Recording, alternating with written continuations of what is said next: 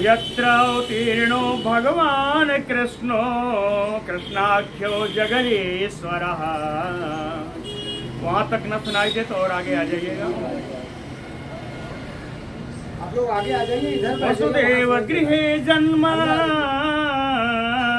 आज जिसको नहीं सुना दे अंदर आ जाइएगा। भगवान कृष्ण का अवतार कहाँ हुआ? मथुरा में कारागार में हुआ। इसे वसुदेव गृहे जन्म अततो वृद्धिश्च गोकुले। कारागार में भगवान का अवतार हुआ, लेकिन इनका लालन पालन गोकुल में हुआ। वृद्धे च गोकुले तस्य कर्माणि अपाराणि कीर्तितानि असुरद्वेषः। असुरद्वेषः राक्षसों के दोही, राक्षसों के शत्रु। भगवान श्री कृष्ण कहते हैं कर्माणि अपाराणि, इनके अपार कर्म हैं जिनकी गणना नहीं की जा सकती, जिनका वर्णन नहीं किया जा सकता। कीर्तितानि अपाराणि, इनका वर्णन, इनका कीर्तन नहीं किया जा सकता। इतने अपार गुण अपार कर्म भगवान कृष्ण के हैं।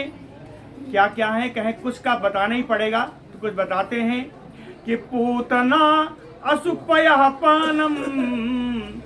भगवान कृष्ण 6 दिन के थे। पूतना असु माने प्राण, पूतना के प्राणों को ही दूध के रूप में पी लिया। पूतना असुपय पानम असकटोच्चाटनम शिशो। 1 महीना के थे, उनका 1 महीना का उत्सव हो रहा था और सकट में यानी बैलगाड़ी में उनको बैठा दिया गया। और भगवान ने अपना पैर ऊपर उठाया और वो सकटासुर पर बैठ गया था, वो मर गया। सकटासुर का उन्होंने उद्धार किया। सकट उच्चाटनम शिशोः। उसके बाद तृणावर्तस्य निसपेशः। तृणावर्त नाम का राक्षस आया, उसको लेकर के भगवान ऊपर उड़ गए और वहीं उसको मसल दिया। तृणावर्तस्य निसपेशः तथैव बकवत्सयोः। थोड़ा बड़े हुए, बछड़े चराने के लिए जाने लगे। वत्स के रूप में एक राक्षस आ गया, एक बक के रूप में आ गया। तो बकासुर का, बत्सासुर का, इन दोनों का भी उद्धार भगवान ने किया। अब गाय चराने लगे तो धेनुकस्य सह भ्रातुः। धेनुकासुर आया, उसके और उसके भाई को भी इन दोनों का संहार किया। प्रलंबस्य संक्षयः। इसके बाद प्रलंबासुर का इन्होंने मारा, प्रलंबासुर का संहार किया। गोपानां च परित्राणम दावाग्नेह परिसर्पतः। एक बार की बात है, सारे ग्वाल बाल दावाग्नि से घिर गए। उस दावाग्नि को भगवान पान कर गए और सारे गोपालों की रक्षा कर डाली। गोपानां च परित्राणम दावाग्नेह परिसर्पतः दमनम कालियस्य अहेह। काली नाग का इन्होंने दमन किया। महा अहेह नंद मोक्षणम। अजगर के मुंह में भगवान नंद चले गए थे, बाबा नंद चले गए थे। भगवान नंद, बाबा नंद को उन्होंने अजगर से मुक्त कराया। महा अहेह नंद मोक्षणम व्रतचर्या तु कन्यानाम।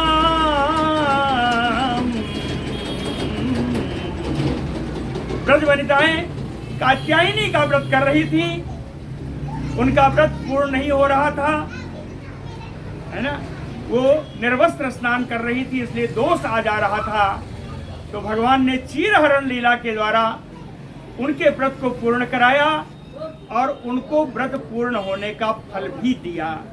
व्रतचर्याम तु कन्यानाम यत्र तुष्टोच्युतो व्रतैः। अच्युत भगवान श्री कृष्ण ने उनके व्रत को पूर्ण करा करके उनके व्रत का फल प्रदान किया। प्रसादो यज्ञ पत्नीभ्यो।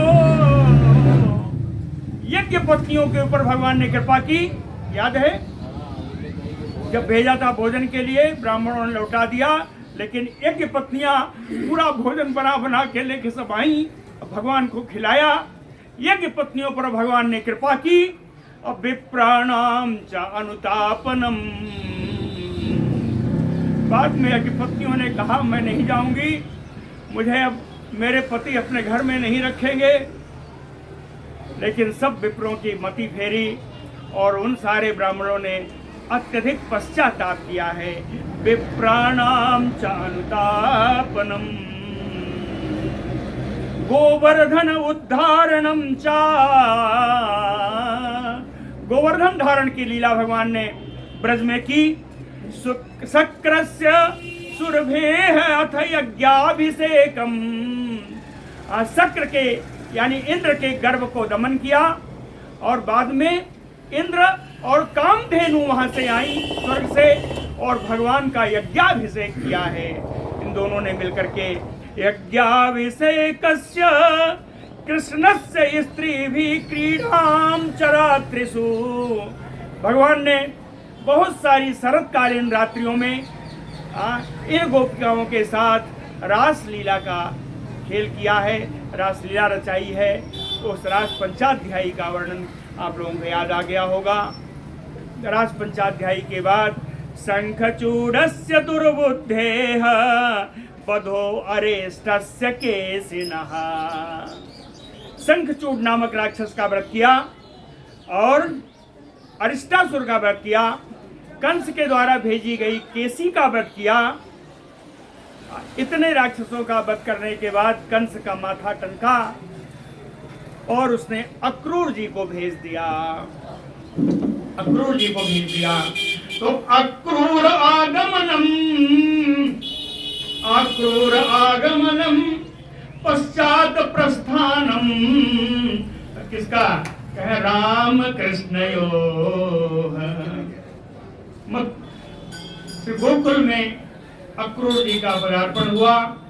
अक्रूर जी ने बताया भी नहीं चलेगा, पंखा वहां से बंद है। अक्रूर आगमनम पश्चात प्रस्थानम राम कृष्णयोः। अक्रूर जी गोकुल में आए और उसके बाद बलराम जी कृष्ण जी और भी गए हैं साथ में, लेकिन मुख्य बलराम जी कृष्ण जी का प्रस्थान हुआ। वहां से गए, मथुरा गए। इस समय ब्रज की जो गोपिकाएं थी उन्होंने महाविलाप किया है।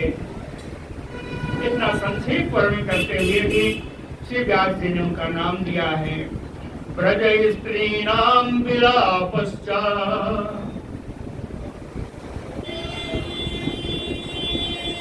ब्रज की गोपिकाओं ने जैसे सुना, सब जैसे थी वैसे उठ के भागी। किसी ने बाल बच्चों तक को नहीं देखा, सब दौड़ी और भगवान कृष्ण को तब तक देखती रही जब तक उनके रथ से उठती हुई धूल दिखती रही, तब तक वहीं खड़ी होकर देखती रही।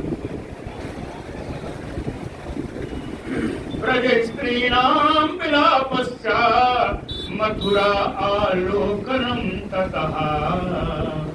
मथुरा पहुंचे तो मथुरा में कंस के द्वारा जो सजावट की गई थी उन सजावटों का उन्होंने दर्शन किया। मथुरा आलोकनम ततः गज मुष्टिक चाणूर कंसादीनाम चयो बधः। गज कोरिया पीड़ हाथी को संहार किया सबसे पहले, फिर उनके जो लड़ाके थे, पहलवान थे, मुष्टिक चाणूर आदि का वध किया और अंत में अत्याचारी कंस का भी वध किया। गज मुष्टिक चाणूर कंसादीनाम चयो बधा। कंस के वध के होने के बाद ये लोग सांदीपनि गुरु जी के यहाँ शिक्षा के लिए गए। वहां जाकर के दक्षिणा के रूप में सांदीपनि गुरु के मृत पुत्रों को ला करके उन्होंने दिया। कह मृतस्य आनयनम सुतो सुनो पुनः सांदीपने गुरु। अपने गुरु सांदीपनि के मृत पुत्रों को ला करके भगवान ने पुनः उनको जीवित प्रदान किया। मथुरायाम निवस्ता यदुचक्रस्य यत प्रियम कृतम उद्धव रामाभ्याम जुतेन हरिणा दुजाह। श्री सूत जी कहते हैं सोनकाद ऋषियों, हरिणा भगवान के द्वारा मथुरायाम निवसता, मथुरा में जितने समय उन्होंने निवास किया उतने समय यदु चक्र से यद प्रियम, यदुवंशियों का जो जो कुछ प्रिय था कृतम वो सब उन्होंने किया। लेकिन इनमें कहते हैं इनके दो सहायक थे। वो सहायक कौन थे? उद्धव रामाभ्याम युतेन। श्री उद्धव जी और बलराम जी के साथ लेकर के जितने दिनों तक मथुरा में रहे, उन्होंने मथुरा के निवासी यदुवंशियों की उन्होंने पूरी जो जो चाहते यद प्रियम कृतम, जो उनको प्रिय था वही उन्होंने किया। और मथुरा के निवास की अवधि पूर्ण होने से पहले जरासंध समानीतः सैन्यस्य, जरासंध अपने सेना लेकर के उनके ऊपर चढ़ाई कर दिया और ये 17 बार आया, 23 क्षौहिणी सेना लेकर के आया। जरासंध को नहीं मारा, उस समय उनकी 23 क्षौहिणी सेना का विनाश किया। न मारने के पीछे कारण सिर्फ ये था पुनः आएगा और इन तमाम सारे उपद्रवी राजाओं को लाएगा, इसके बहाने इन उपद्रवी राजाओं का विनाश होगा। इसलिए 17 बार इन्होंने 23 क्षौहिणी सेना का विनाश किया है। आप समझिए कि पृथ्वी का कितना भार हल्का कर दिया ना जरासंध के बहाने। तो जरासंध समानीत सैन्यस्य बहुतो वधा, और अंत में जरासंध का भी वध इसी 10वें स्कंध में ही किया है। घातनम यवनेन्द्रस्य, कालेवन का भी इन्होंने वध किया मुचकुंद की सहायता से। कुशस्थल्या निवेशनम, कुशस्थली यानी द्वारिका जी में यहाँ से मथुरा से उन्होंने प्रवेश किया है। आदानम पारिजातस्य सुधर्मायाः सुरालयात्, द्वारिका जी में जाकर के अपने रानियों का प्रिय करने के लिए पारिजातस्य सुधर्मायाः सुरालयम आदानम, सुरालयम देवलोक से पारिजात वृक्ष को और ब्रह्मा की सभा सुधर्मा सभा को भी द्वारिका में ले आए भगवान। आदानम पारिजातस्य सुधर्मायाः सुरालयात्। इसके बाद रुक्मिण्याहरणम, रुक्मिणी जी का हरण किया। रुक्मिणी जी के हरण के समय युद्धे प्रमथ्य दुष्टो हरे, भगवान कृष्ण से जो द्वेष रखने वाले उनका उन्होंने वहां पर वध किया है। युद्धे प्रमथ्य, वध नहीं किया, प्रमथ्य उनको मथ डाला, यानी उनको हरा दिया, पराजित कर दिया। युद्धे प्रमथ्य दुष्टो हरे। इसके बाद एक बार भगवान शंकर से भी इनका युद्ध हुआ है ना? भगवान शंकर से हुआ, जहाँ आपको याद है वहां पर माहेश्वर ज्वर आया था और एक वैष्णव ज्वर, दोनों में लड़ाई हुई। माहेश्वर ज्वर भगवान के द्वारा भेजा गया और वैष्णव ज्वर भगवान का है, और माहेश्वर ज्वर को इन्होंने पराजित किया। भगवान शंकर को मार तो सकते नहीं, तो भगवान शंकर को इन्होंने जृंभण बाण से मारा कि भगवान जम्भाई लेने लगे, और उतने में इन्होंने उस बाणासुर जो उनका प्रिय था उसी के लिए आए थे। बाणासुर की 1000 भुजाएं थी, उन 1000 भुजाओं को सबको काट डाला, 4 भुजाएं छोड़ दी। जब भगवान शंकर जम्भाई ले रहे थे, उनको जृंभण बाण मार दिया था, वो भगवान शंकर जम्भाई ही लेते रहे, उसी बीच में बाणासुर के बाकी भुजाओं का विनाश कर दिया। अब सुनता हूँ, पढ़ता हूँ श्लोक, सुन लीजिए।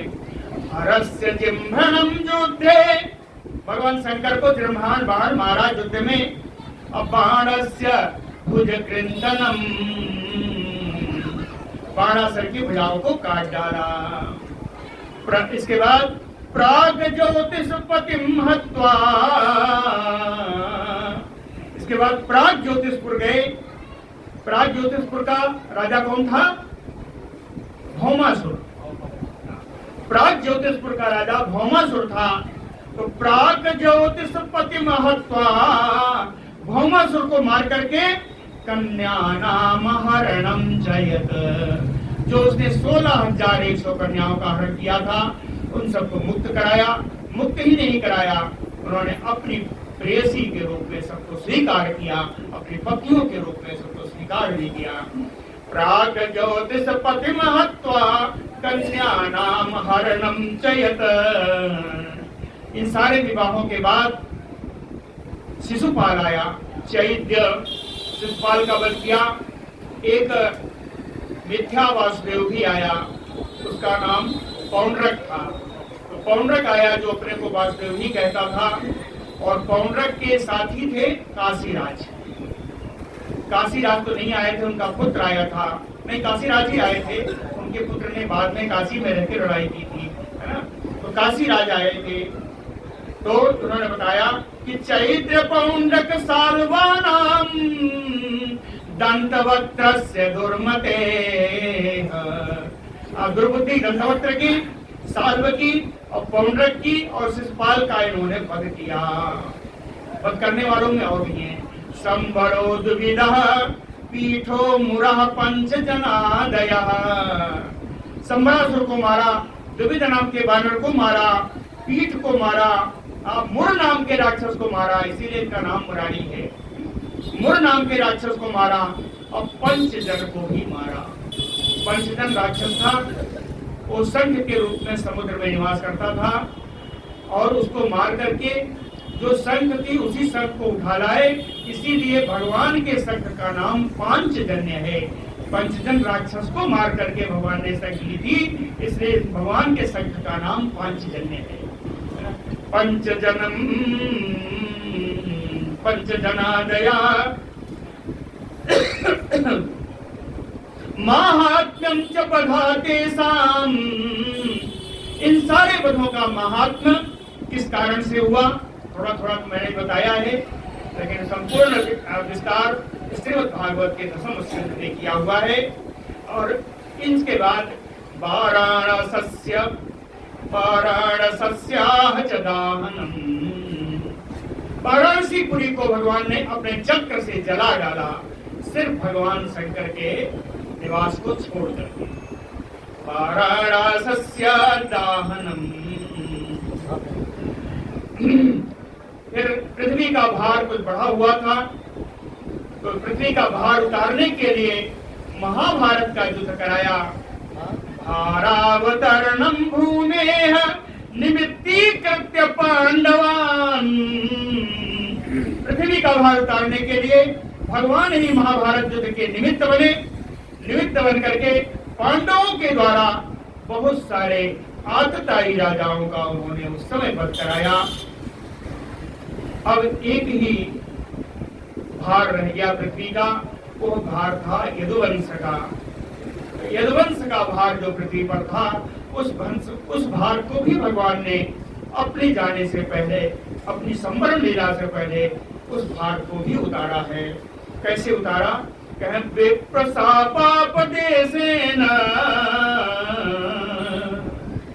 कहीं मिलता नहीं कि किस ब्राह्मण ने श्राप दिया। टीकाओं में बहुत जगह लिखा है कि कोई कहते हैं विश्वामित्र ने दिया, कोई कहते हैं गौतम जी ने दिया, और एक ने कहा कि नहीं, श्राप देने में तो सबसे तेज दुर्वासा जी है, उन्होंने दिया होगा। तो कहीं नहीं मिलता ये कि किस ब्राह्मण ने श्राप दिया। टीकाओं ने अलग अलग मत किए हैं। 3 नाम मैंने पढ़े हैं। परशुराम, अरे उनका नाम आया है विश्वामित्र जी का, गौतम जी का या दुर्वासा जी का। विप्रशापापदेशेन, विप्रशाप के बहाने से, अब देखा ना बहाने से संहारः स्वकुलस्य च, अपने कुल यदुवंश का भी उन्होंने संहार करा दिया। उद्धवश्च संवादो, ये 11वां स्कंद है। 10वां स्कंद पूरा हो गया था, वहीं पर जहां अपने परिवार में जब आए तो उन्होंने वहीं पर 11वां स्कंद प्रारंभ हो गया। 11वें स्कंद में ज्यादा कुछ नहीं दिया है, इतना ही दिया है कि विप्रशाप के बहाने से उन्होंने अपने कुल का संहार कराया और उसके बाद 11वें स्कंद में क्या है, मैंने 1.5 महीने सुनाया है। उद्धव और भगवान का संवाद है, वही लिखा है। उद्धवश्च संवादो वासुदेवस्य अद्भुतः। भगवान कृष्ण का उद्धव के लिए, उद्धव के बहाने अद्भुत उपदेश भगवान ने किया है। उस उपदेश को मैंने पूर्ण रूप से आप लोगों को सुनाया है। अभी बहुत दिन नहीं हुआ है, काफी याद होगा। उद्धवस्य संवादो वसुदेवस्य अद्भुतः, कुछ चीजें बताई हैं। यत्र, उसी उपदेश में क्या क्या है, आत्मविद्या ही अखिला प्रोक्ता धर्म विनिर्णयः। विभिन्न धर्मों का निर्णय है। आत्मविद्या का स्वरूप क्या है, इसका वर्णन उनके उपदेशों में है। तो इसी 11वें स्कंद के अंत में ततो मर्त्य परित्याग आत्मयोगानुभावः, भगवान ने आत्मयोग का प्रभाव दिखाते हुए उन्होंने मानव लीला का यहीं पर अंत किया है।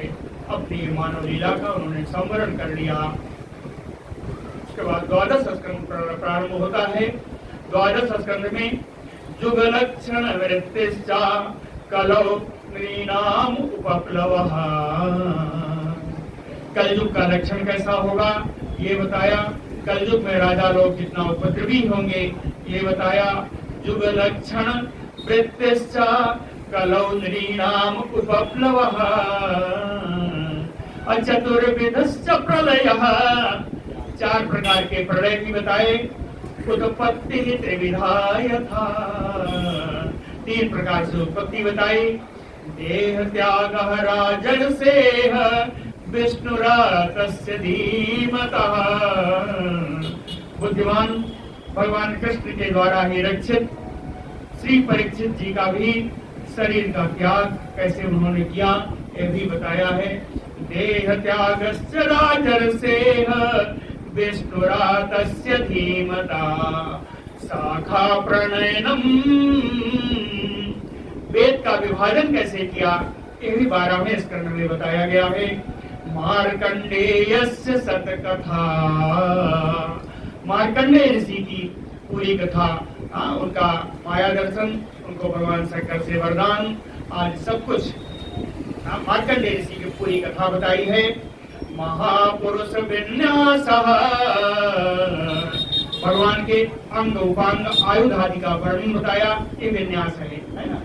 महापुरुष विन्यासः असूर्यस्य जगदात्मनः, ये मैंने अभी कल ही बताया है कि भगवान सूर्य 12 भागों में विभाजित होकर के 12 महीने में अपने किन किन गणों के साथ कैसे कैसे किस किस महीने में घूमते हैं ये भी 12वें स्कंद में बताया।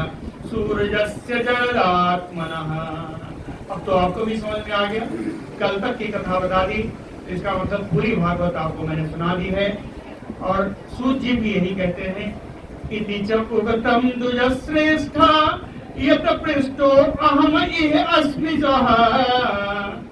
हे शौनकादिर्षियों, आपने जो मुझसे पूछा था वो सब मैंने आपको सुना दिया। हाँ, इस सुनाने में, इस कथा में क्या है ये तो आप लोगों ने जान ही लिया। लीला अवतार कर्मणि कीर्तितानि इह सर्वशः।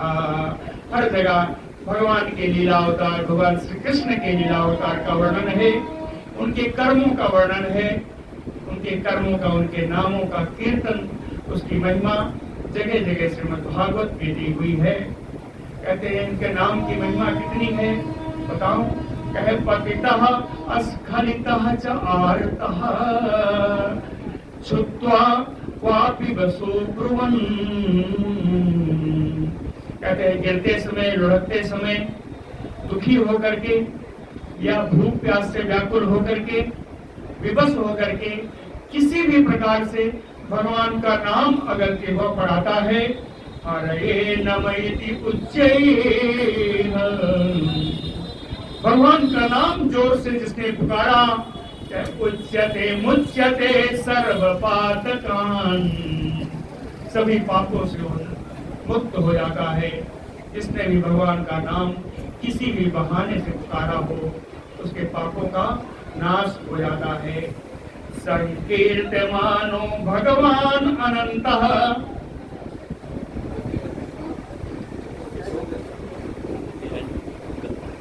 संकीर्तमानो भगवान अनंतः श्रुतानुभावो व्यसनं हि पुंसां प्रवेश्य चित्तं विधुनोति अशेषं यथा तमो अर्को अभ्रमयो अतिवातः। कथा पूर्ण हो चुकी है, आप जाना चाहें जा सकते हैं। यह इनकी महिमा है।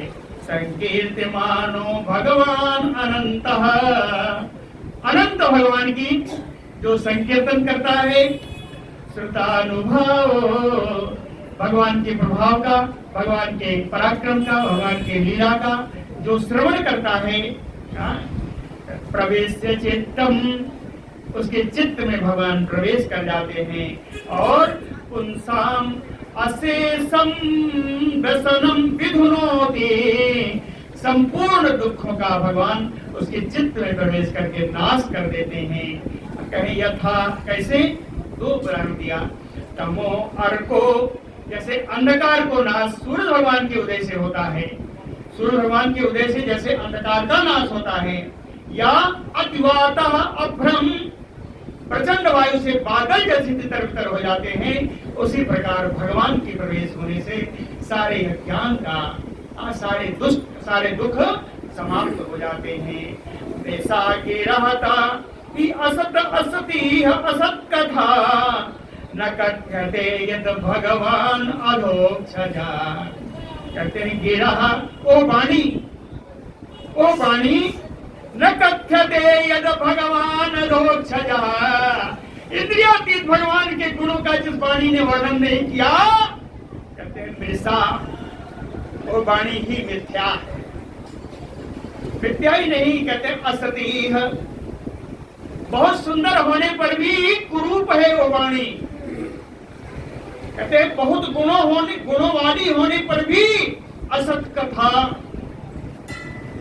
वो असत कथा है, वो सुंदर कथा नहीं है। सुंदर क्या है? तदेव भगवत गुणोदयम, जिस वाणी से भगवान के चरित्र का, भगवान के गुणों का वर्णन हो, तदेव सत्यम, वही सत्य है। तद उभयव मंगलम, वही सर्वत्र मंगल करने वाला है वही वाणी। तदेव पुण्यम, वही वाणी पवित्र है। तदेव रम्यम रुचिरम नवम नवम, तदेव सत्मनसो महोत्सवम, तदेव सोकार्णो शोषणम नृणाम, यद उत्तम अश्लोक यशो अनुगीयते। यत, जिस वाणी से उत्तम श्लोक यशो अनुगीयते, उत्तम कीर्ति, पवित्र कीर्ति वाले भगवान श्री कृष्ण के यश का, भगवान के कीर्ति का वर्णन किया जाता है जिस वाणी के द्वारा, तदेव रम्यम, वही वाणी रमणीय है। रुचिरम, वही रुचिकर है। कहे नवम नवम, बार बार कहते हैं, बार बार, वही क्या बार बार कहते हो? कहते नहीं भैया, नित लागे नया नया। कहे नवम नवम, नित्य जो नवीन रहती है। तदेव सरस्वत मनसो महोत्सवम, निरंतर प्राणियों के मन में उत्सव सा वातावरण बनाने वाली अगर कोई वाणी है तो भगवान का गुणान वर्णन है। तदेव सोकार्णो शोषणम नृणाम, मनुष्यों के शोक समुद्र को शोषित कर लेने वाली है। शोक रूपी समुद्र को शोक करके बिना जल का, बिना शोक का कर देती है भगवान के चरित्र की वाणी। वो वाणी जिससे भगवान के गुणान वर्णन हुआ हो। न तद्वचः चित्रपदम हरे यशो जगत पवित्रम प्रगृणीत करहिचित। कहते बढ़िया अलंकार रस छंद से युक्त कोई बढ़िया कवित्व बनाया जाए, लेकिन हरे यशो न, जिसमें भगवान के यश का, भगवान के गुणों का वर्णन जिसमें न हो, जगत प्रकृतम प्रणहित करहिचित न, वो किसी भी प्रकार से इस भगवान, इस जगत को, इस संसार को पवित्र नहीं कर सकती। क्या है वो? कहे तदध्वांस तीर्थम, वो कौआ के विष्ठा का स्थान है। जहां भगवान के गुणों का वर्णन नहीं है, वो कौआ के विष्ठा करने का स्थान है। न तो हंस सेवितम, वहां मानसरोवर का हंस कभी नहीं जाएगा। अर्थात ब्रह्मानंद प्राप्त करने वाला परमहंस इस जगह में कहीं उसका सेवन नहीं करेगा। न हंस सेवितम, कहां जाना चाहिए? यत्र अच्युतः तत्र ही साधवो अमलाः, जहां भगवान के गुणों का वर्णन है वहीं पर पवित्र सज्जन लोग रमण करते हैं। सावाग विसर्गो जनताग संप्लवो यस्मिन् प्रतिश्लोकम अवध्यवत्यपि,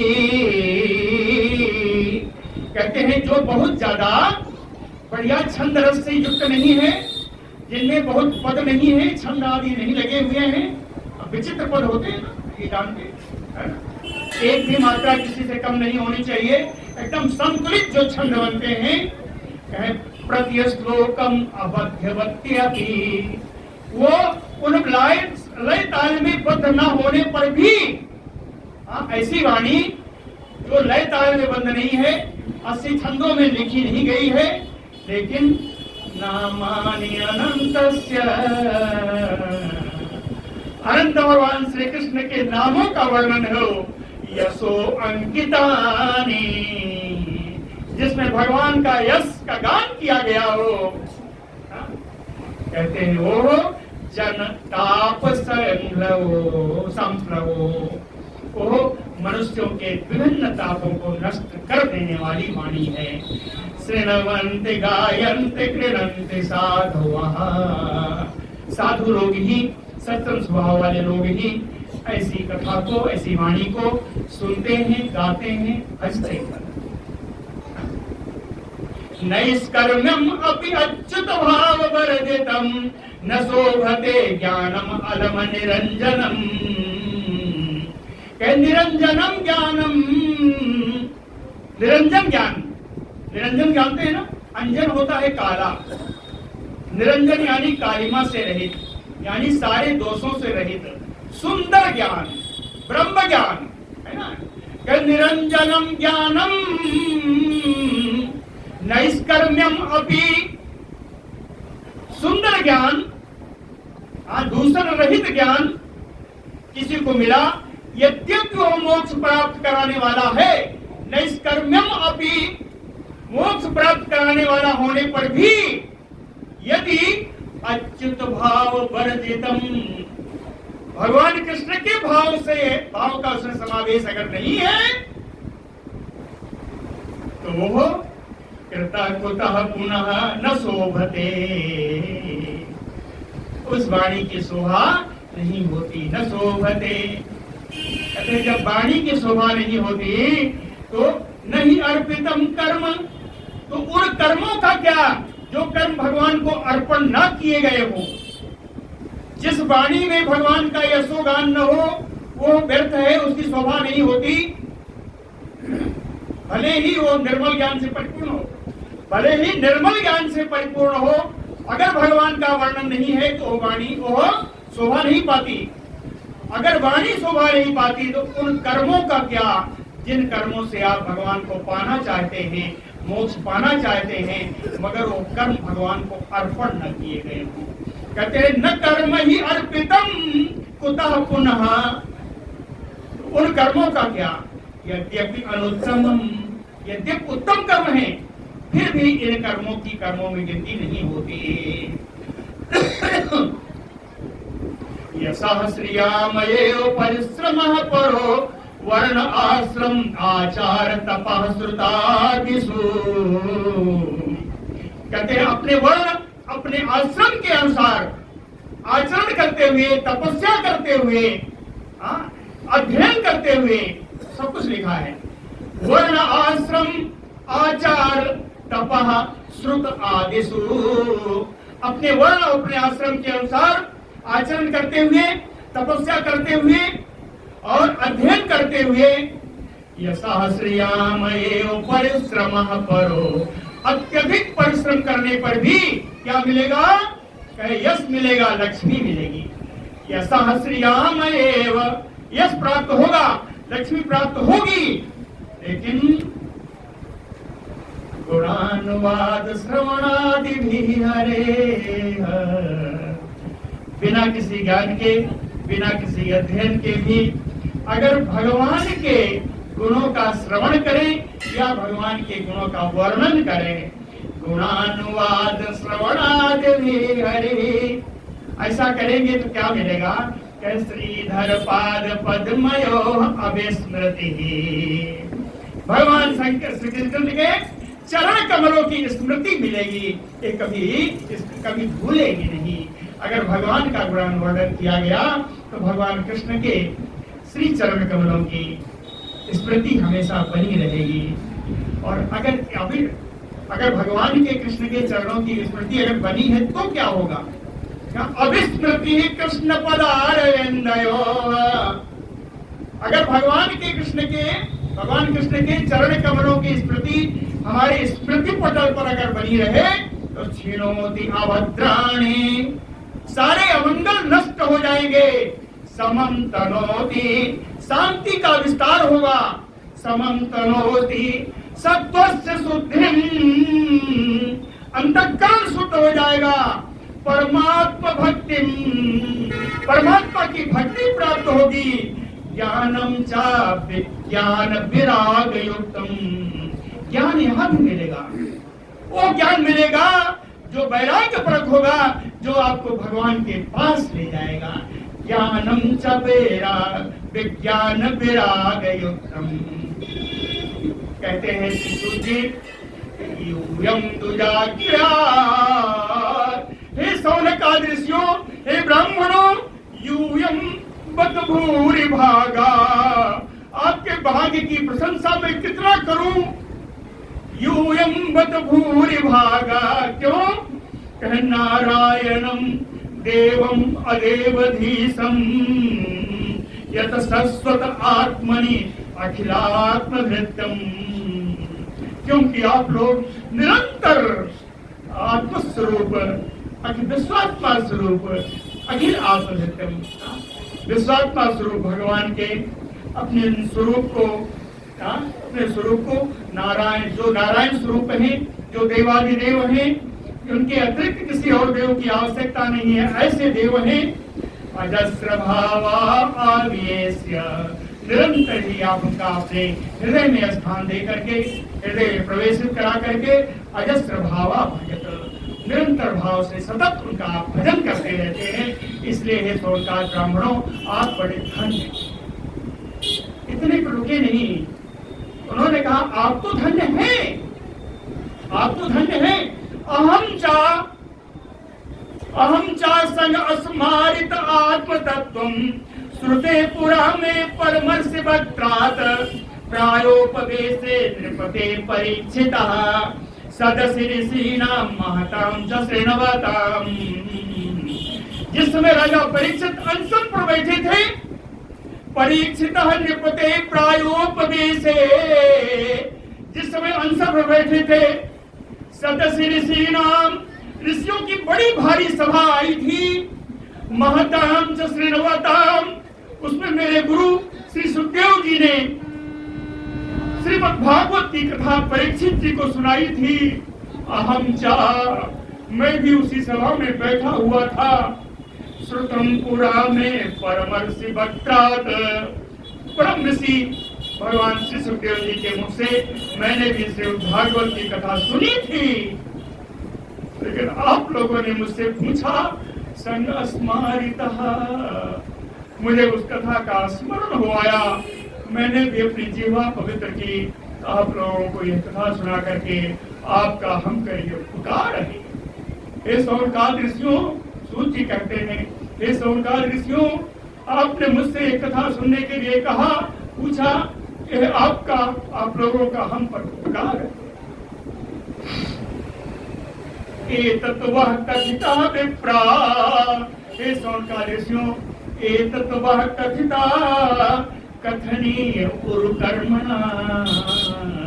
श्रेष्ठ कर्मा भगवान की कथा जो कथनीय है, जो कहने लायक है, जो श्रवणीय है, सुनने लायक है। महात्मा वासुदेवस्य सर्व अशुभ विनाशनम।